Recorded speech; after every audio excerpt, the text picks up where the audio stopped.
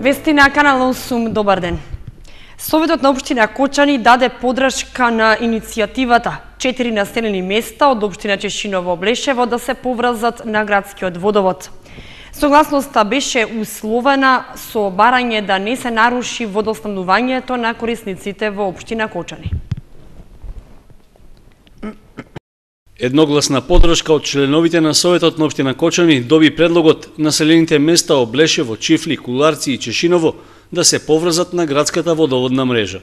Прифаќањето на иницијативата, што пред еден месец ја изнесе градоначалникот на општина Чешиново Облешево, треба да обезбеди нормално и квалитетно снабдување со вода за пиење за жителите на споменатите населени места.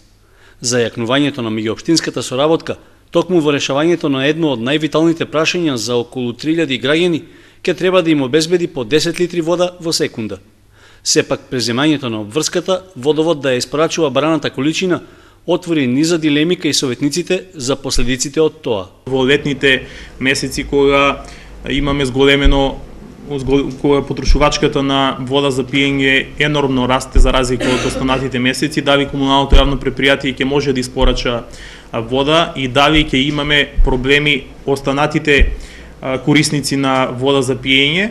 Дали имаме гаранција дека во високите зони нема да има прекин на вода, затоа што знаеме како тие луѓе таму живееја пред неколку години.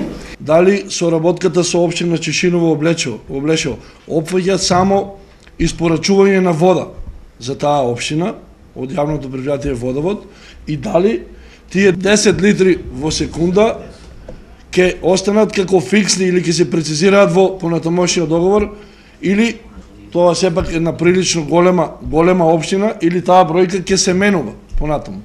Поборовачката, односно ќе се зголемува поборовачката од таа општина. За да се осигура нормалното снабдување со вода на жителите на општина Кочани, беше даден и конкретен предлог. Не е на одмет да се биде внимателен и во договорот да стои. При евентуален недостиг на вода, прво да бидат исклучени тие што после да се вклучиле, затоа што сведоци сме дека високата зона прва е на удар. Како одговор на дилемите, директорот на комуналното јавно предпријатие Водовод даде објаснување дека сегашниот максимален капацитет на бунарскиот систем кај градовци од 270 литри во секунда наскоро ќе биде засилен со уште 30 литри вода во секунда со изградбата на новиот бунар. Кога се отвараше темата за соработка меѓу општина Чешиново Облешево и општина Кочани, се побара количина од 10 литри во секунда. Сметам дека таа бројка, таа количина можеме да ја ставиме на располагање. Ќе треба само за останатите технички параметри за кои ги отворивте прашањата, кога ќе се операционализира договарањето, да ги ставиме како тема. Инаку цената сигурно нема да ни предизвикува испораката, може само потреби од зголемување на трошоците или барање за зголемување на цената. Само може да ни ги зголеми приходите заради тоа што ќе фактурираме кон познат купувач на вода, условно кажано, односно ќе има точка на предавање и точка на преземје, каде што се мерат прецизни количините и ќе бидат уредени односите меѓу комуналното јавно предпријатие и општината Чешиново Облешево. Советниците ги прифатија објаснувањата и дадените гаранции за нормално водоснабдување на сите корисници, пошто едногласно дадоа подршка за потпишување на договор за меѓуопштинска соработка и за поврзување на 4 соседни села на градскиот водовод. Возачите на моторни возила во иднина ќе плаќаат за паркирање и на нови локации во Кочани. Советот на општината даде согласност да се зголеми бројот на платени паркинг места, а дистрибутерите на стока до продавниците да можат да обезбедат повластен билет по цена од 300 денари месечно. Се шири јавниот паркинг простор во Кочани за кој возачите ќе мораат да платат на доместок. Од почетокот на септември, по 10 денари од час ќе се плаќа и за паркирање на улицата Маршал Тито пред објектите на Халк банка, на библиотеката Искра и на мултикултурниот центар, како и на просторот меѓу стамбените згради зад Стопанска банка. Официјално, одлуката за зголемување на платените паркинг места ја донесе мнозинството во Советот на општината и покрај противењето на советниците од опозицијскиот табор. Имаме сериозни проблеми во текот на одвивање на сообраќајот, посебно на потегот од мостот кај шопинг центарот до Стопанска банка, каде што е тесно грво, а од друга страна општината и наплаќа платен паркинг на сите корисници на моторни патнички возила, и поради тоа сметам дека треба да се размисли за нов начин за реорганизирање на паркирањето. Присуството на поголем број иселеници во западноевропските земји, кои во текот на летните месеци престојуваат во родниот крај, не ги даде очекуваните резултати за зголемен прилив од наплатата за паркирање. Во текот на јули се собрале по околу 5600, а во првата половина на август по околу 7000 денари дневно. 30% има искористеност на паркинг просторот сега во овој летен период. Дали може рентабилно да се работи? Значи би сакала да знам со овие цифри кои што се дадени тука, според нивно видување, или само ќе биде ова предпријатие на услуга за вработените, како што ми изгледа во овие ставки. Во спротивно, само ние како општина ќе добиваме 17.000 на такса во буџетот на самата општина. Значи би сакала конкретни параметри со некое видување во иднина дали ќе биде како што треба, за да не ни се случи со другото предпријатие кое го основавме, па го затворивме. Дилемите кај опозицијските советници не предизвикаа интерес за дискусија кај останатите нивни колеги, па гласањето за проширување на платените паркинг места помина мазно кај советничкото мнозинство. Освен тоа, без полемика се прифати и предлог одлуката дистрибутерите за дотурна стока во трговските објекти што се наоѓаат на улици каде има платено паркирање, во иднина да плаќаат повластен месечен билет од 300 денари.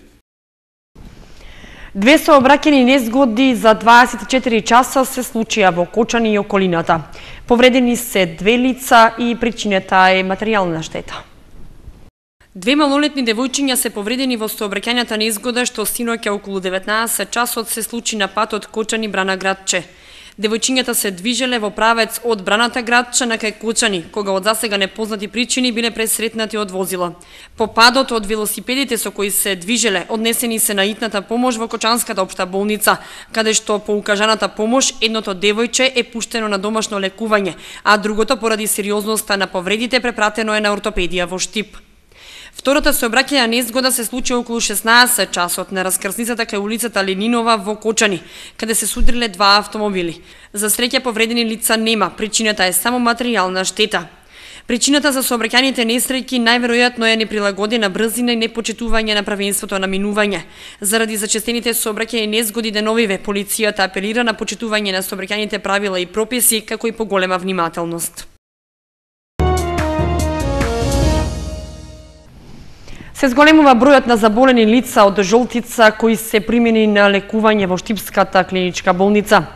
Лекарите смируваат дека нема индици оти се работи за епидемија, но предупредуваат да се води грижа за хигиената и исправноста на храната што се користи. За само 4 дена двојно е зголемен бројот на лицата со хепатитот типот А или жолтица, кои се примени на лекување во клиничката болница во Штип. Во моментот таму се лекуваат вкупно 22 заболени, а лекарите велат дека можно е да има и други лица со симптоми на болеста, но засега тие не се јавиле да побараат медицинска помош. Меѓу хоспитализираните нема пациенти од Кочани, а од кочанските здравствени институции пак немаат информации дали некој се јавил со проблеми кои упатуваат на присуство на вирусот на хепатит А.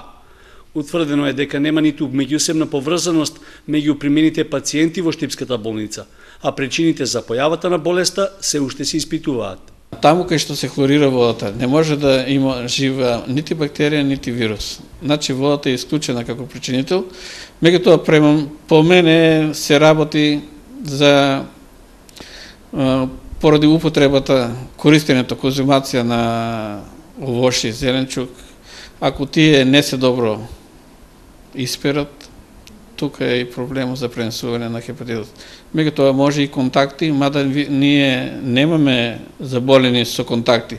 Значи да имаме 2, 3, 4 лица од исти извор. Фактот што за 10 дена ќе започне новата учебна година дополнително остава простор за следење на состојбата и превентивно дејствување. Потребно е да се изврши дезинфекција на училиштата пред да се почне школската година и да се одржува континуирано хигиена. Во санитарните чворови да има протечна вода, да има сапун и да има лице кој ќе го контролира тоа дали учениците си ги перат раците после користење на санитарен чвор.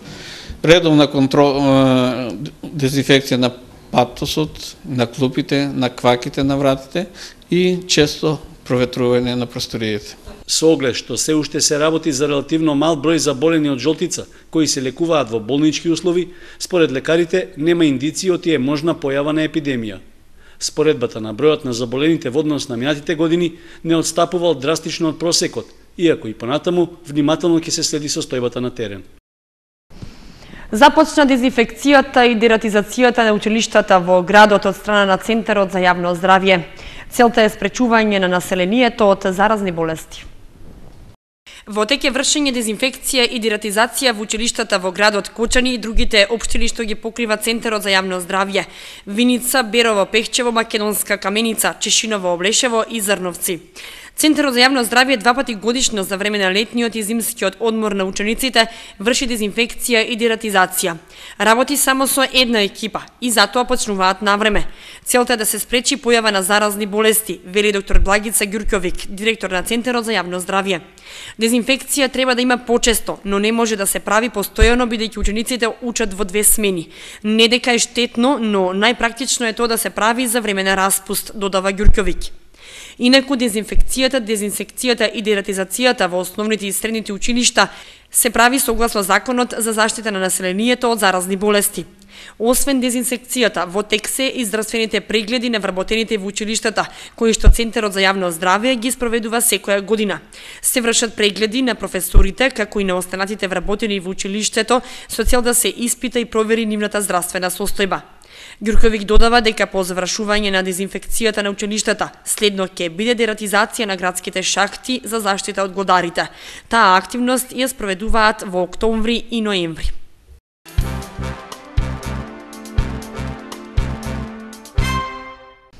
Состанок на Сдруженијето на даватели на комунални услуги АТКОМ се расправаше за точки поврзани со исполнувањето на директивите на Европската Унија, но и за активности за 10 годишнината од постоењето на Сдруженијето.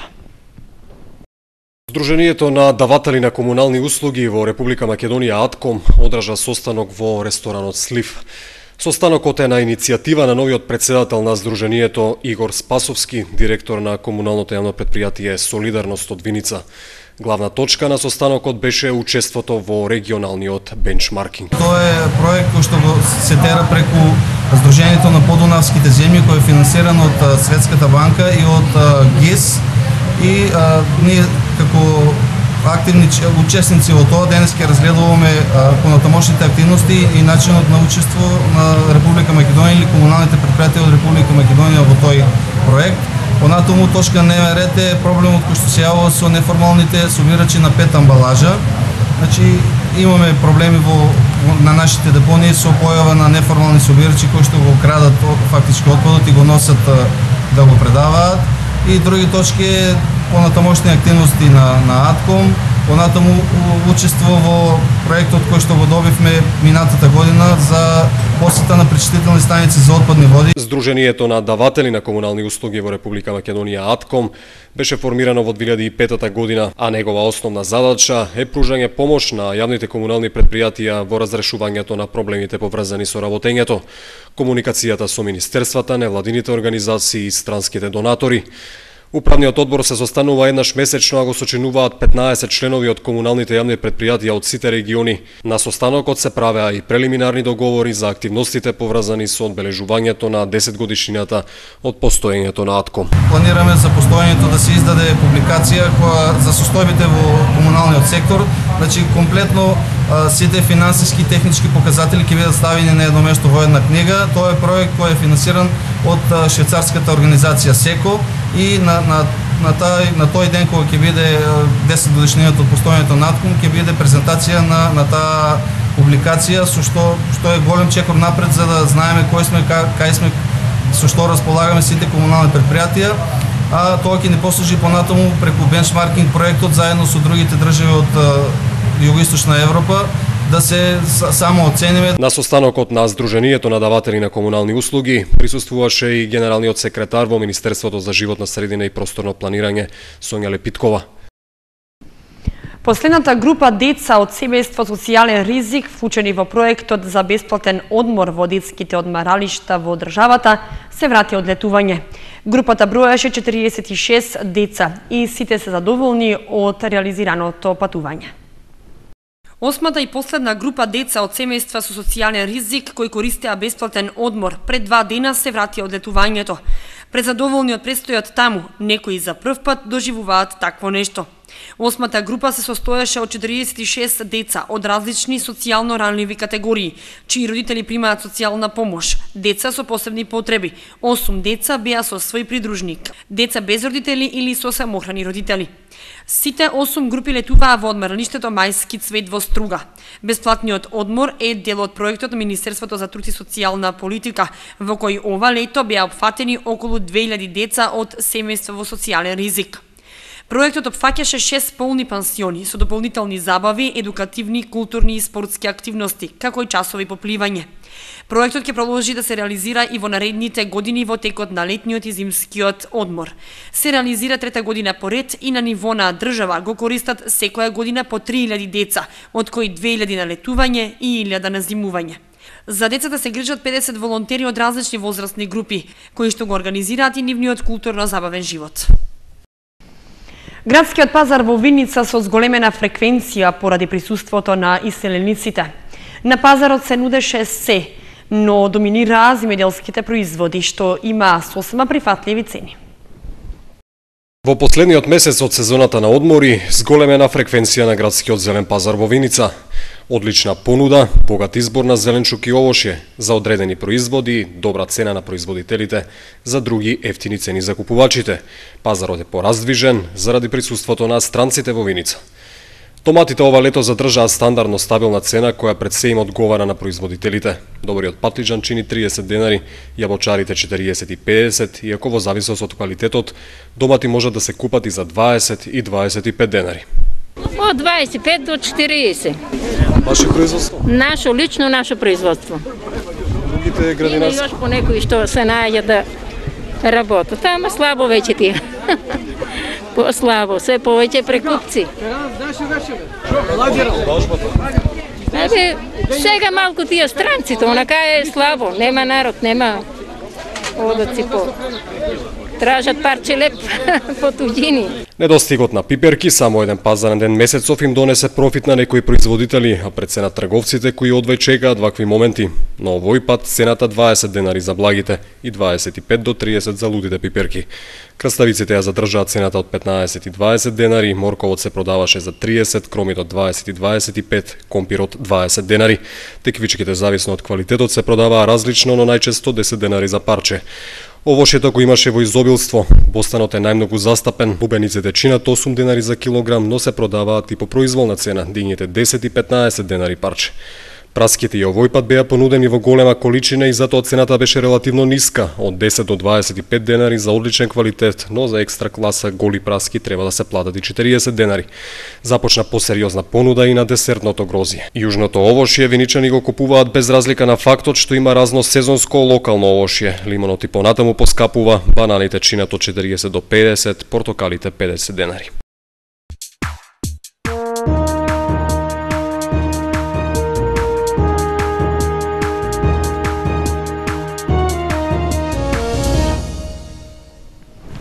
Следува спортската информација. Фудбалскиот клуб Фудбал Старс се подготвува за нов меѓународен предизвик. 3 генерации на школата ќе бидат дел од меѓународниот Ферплей куп во Охрид.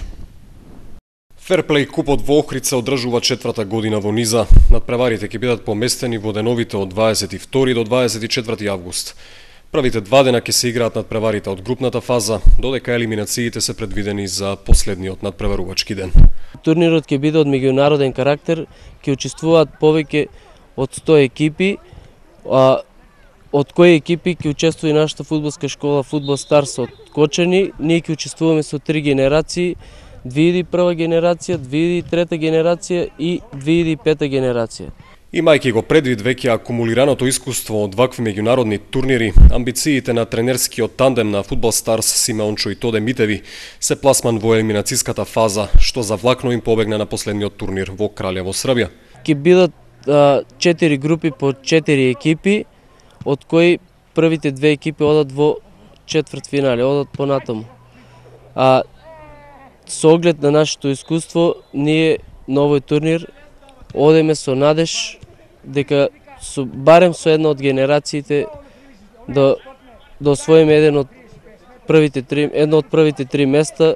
Но да се исполнат очекувањата, освен знаење, искуство и добра физичка и тактичка подготвеност, ќе биде потребна и спортска среќа, особено доколку се има предвид конкуренцијата што ја сочинуваат детски фудбалски школи од целиот Балкан, дел од нив со веќе потврден квалитет и долга фудбалска традиција.